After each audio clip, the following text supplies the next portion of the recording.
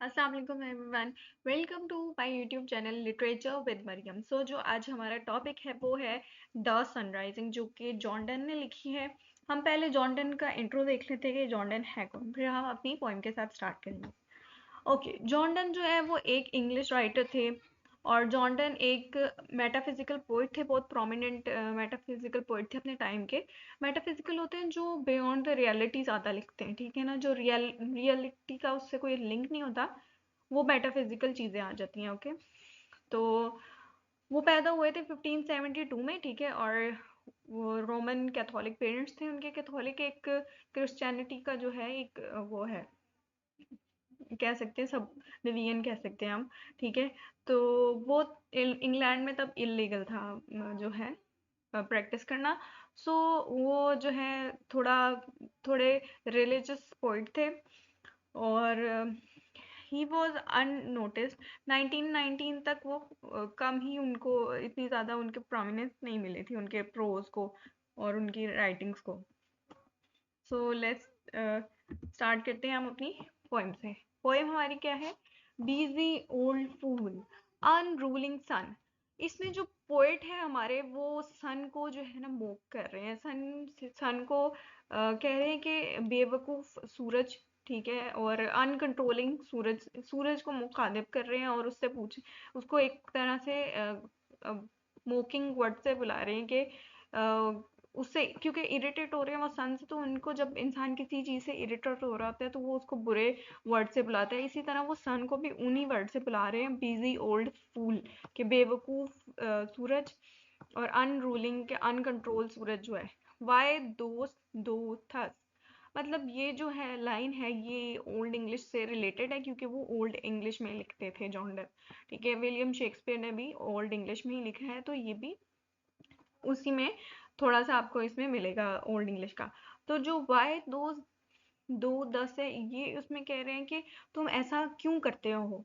Through Windows and through curtains call on us, कि तुम खिड़कियों से तुम आ जाते हो, खिड़कियों और हमारे जो कर्टन्स होते हैं, जो पर्दे होते हैं, उनसे तुम झांकते हो, ठीक है। Must to thy motions lovers seasons run, क्या अब तुम्हारी वजह से हम तुम्हारे हिसाब से चलेंगे, अब तुम्हारे मूवमेंट के अकॉर्डिंगली हमें और मेरी जो बिलवड है वो तुम्हारे अकॉर्डिंगली चलेंगे क्या, ठीक है। सॉसी पेंडेंटिक रेच, अब वो उसको अब्यूज कर रहे, गलत वर्ड से बुला रहा है, ठीक है। Go child, let school boys and sore parentheses. अब इसमें वो जो हमारे पोइट हैं वो सन को कह रहे हैं कि हमें तंग मत करो, मुझे और मेरी बिलवड को साथ रहने दो, हमें अलग मत करो, ठीक है। जब सुबह होती है तो हाँ उनको अलग ही होना पड़ेगा, ठीक है ना।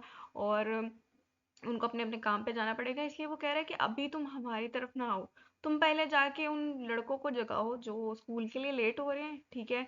और सौर पेरेंटाइसिस, जो लोग रॉयलिटी के लिए काम कर रहे होते हैं उनको कहते हैं, ठीक है ना। जाके रॉयल पीपल के जो स्लेव्स हैं उनको उठाओ, ठीक है। जो बच्चे स्कूल के लिए लेट हो रहे हैं उनको उठाओ जाके, ठीक है। जाके जो किंग के, अगली लाइन में, go tell court huntsman that the king will ride, जाके जो किंग के दरबारी हैं उनको जाके बताओ कि किंग ने राइड करना है और जाके हंट करना है, तो वो उसकी तैयारियां करें, उनको जाके ये बताओ, उनके पास जाओ। Call country ants to harvest, और जो आंट, कंट्री आंट्स हैं वो फार्मर्स को कह रहे हैं, फार्मर्स जो हैं उनको जाके जगाओ कि वो खेतों में जो है वो काम करें, हार्वेस्ट करें अपनी फील्ड्स में, ठीक है। ये जो उन सबको जाके जगाओ, ठीक है, हमारी तरफ ना हो, हमें डिस्टर्ब ना करो, मुझे अपनी बिलवड के साथ टाइम स्पेंड करने दो, तुम इन सबको जाके जगाओ, ठीक है। लव ऑल अलाइक, प्यार सबकी तरह नहीं होता, वो किसी सीजन से बाउंड नहीं होता, ठीक है। No season knows nor clime, उसको ना किसी सीजन का पता होता है, ना वो सीजन बाउंड है ना क्लाइमेट बाउंड है, ना उसे घंटों का पता है ना उसे दिन का पता है, ना उसे टाइम को महीनों का पता है। लव का टाइम से कोई लिंक नहीं है, ठीक है। और ये जो आवर्स डेज मंथ है, ये टाइम के पीसेस हैं, ठीक है ना, टाइम के टुकड़े हैं, rags of time, pieces of time. तो ये टाइम के टुकड़े हैं, और ये मुझे और मेरी बिलवड को जो है ना वो साथ टाइम स्पेंड करने, हमें लगता है कि बहुत कम टाइम है, हालांकि बहुत टाइम गुजर चुका होता है, लेकिन वो टाइम हमारे लिए बहुत कम है, और प्यार एक टाइम बाउंड नहीं है, वो ये कह रहा है। Okay, let's start with the next lines, जिसमें वो कह रहे हैं कि the beams the beams so reverent and strong, why shouldn't दो think? अब वो सन को कह रहा है जो तुम्हारी बीम्स हैं, जो तुम्हारी रोशनी है, जो तुम्हारी किरणें हैं, वो बहुत ग्रेट और स्ट्रांग है। तुम क्या सोचते हो?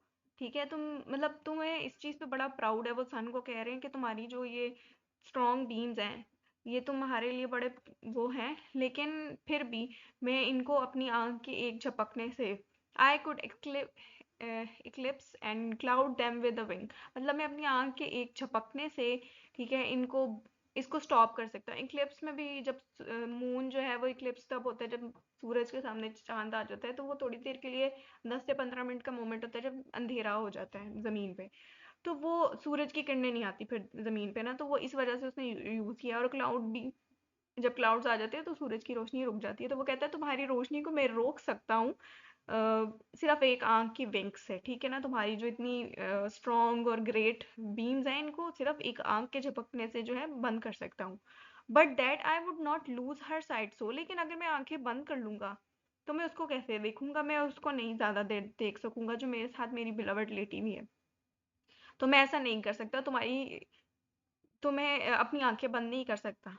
If her eyes have not blind in time, वो कहता है लेकिन फिर भी तुम्हारी बीम्स के कंपैरिजन में जो मेरी बिलविड की आईज हैं, वो इतनी ब्राइट है कि वो तुम्हें अंधा कर सकती हैं। वो सन को कह रहा है। अब ये देखो, ये एक अनरियलिस्टिक अप्रोच है कि एक उसकी बिलविड कैसे उसके सन को जो इसका इतना ग्लैमर है उसको जो है वो कैसे ब्लाइंड कर सकती हैं, तो ये मेटाफिजिकल चीज आ जाती है। Look and tomorrow late tell me, अब वो इस लाइन में बोल रहे हैं कि देखो तुम कल लेट आना, ठीक है।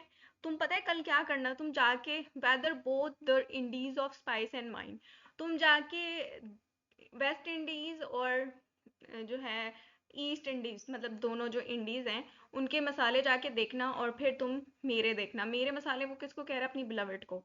बी वेयर दो लेफ्ट देम, क्या वो उधर ही है?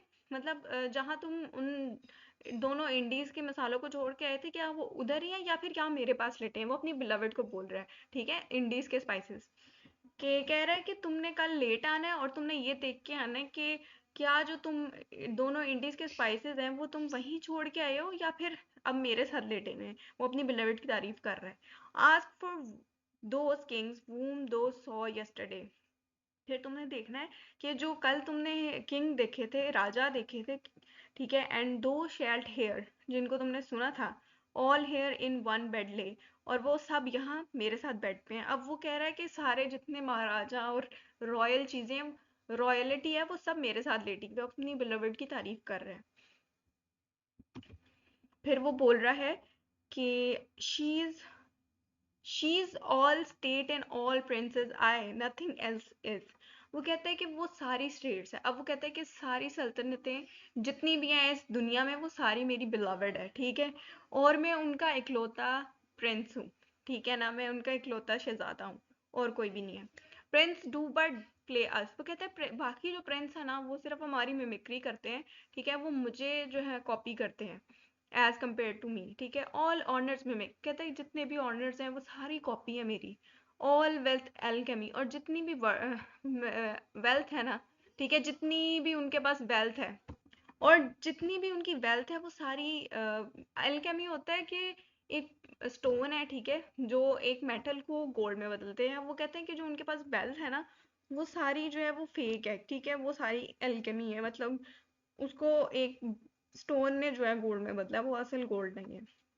Thou sun art half as happy as we, ठीक है, in that the world's contracted thus us. अच्छा, वो इसमें कहता है कि मेरी बिलवर जो है वो मेरे लिए सब कुछ है, ठीक है, मैं उसका शहजादा हूँ, ठीक है, वो रॉयल्टी भी है उसमें, ठीक है, और दुनिया जो है वो मेरे बेड में सिकुड़ गई है, ठीक है। वो अपनी बिलवर्ड को अपनी पूरी दुनिया कह रहा है कि सारी दुनिया जो है वो मेरी बेड में सिकुड़ गई है, मेरी जो बिलवर्ड है।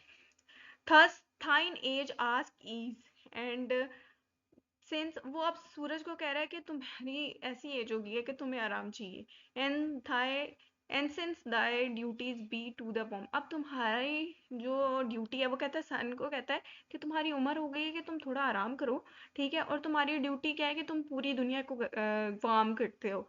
वो कहता है तुम्हें थोड़ा सा आराम चाहिए तो तुम ऐसा करो कि तुम हम दोनों को सिर्फ गर्म करो, क्योंकि वो कहना चाह रहा है कि हम दोनों में ही दुनिया है, ठीक है ना, वो अपनी बिलवेड में कह रहा है कि दुनिया है, तो अगर हमें तुम वार्म कर दोगे तो तुम, इट्स मीन कि तुमने पूरी दुनिया को गर्म कर दिया, तुम्हारी जो रिस्पॉन्सिबिलिटी है, जो ड्यूटी है वो भी फुलफिल हो जाएगी हमें गर्म करने की वजह से।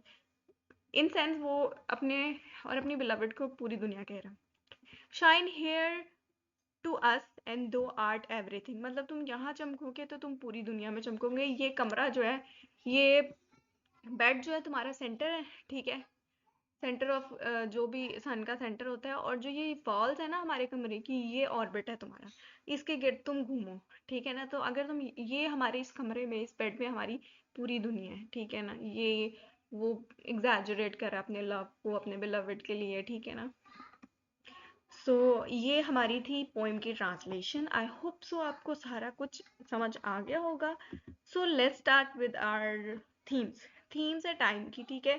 टाइम, इसमें उसने कहा है कि टाइम बाउंड नहीं होता, ठीक है। वो सन, और हमारा जो प्यार है वो सन की जो है उससे, रेस से ज़्यादा पावरफुल है, ठीक है। वो सन की अथॉरिटी को चैलेंज कर रहा है टाइम पे, ठीक है, कि टाइम के साथ तुम्हारा जो है, तुम्हारी एज काफ़ी ज़्यादा हो गई है, लेकिन हमारा प्यार जो है वो टाइम बाउंड नहीं है, ठीक है।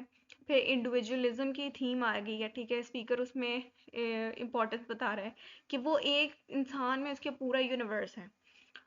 पावर एंड कंट्रोल, वो अपने जो है सन की पावर और अपने लव की पावर का कंपैरिजन कर रहा है, ह्यूमन पावर की लिमिटेशन को कंसीडर कर रहा है, ठीक है। और ट्रांसिएंस, ये भी एक थीम आ जाती है, ठीक है। So these are the themes.